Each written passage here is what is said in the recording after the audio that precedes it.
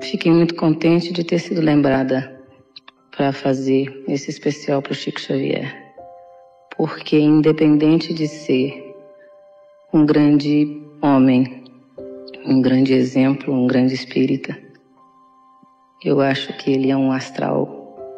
que merece, dentro de muito pouco tempo, ficar somente no céu da vibração. A encarnação, Deus, como será não estar aqui nem lá, e tão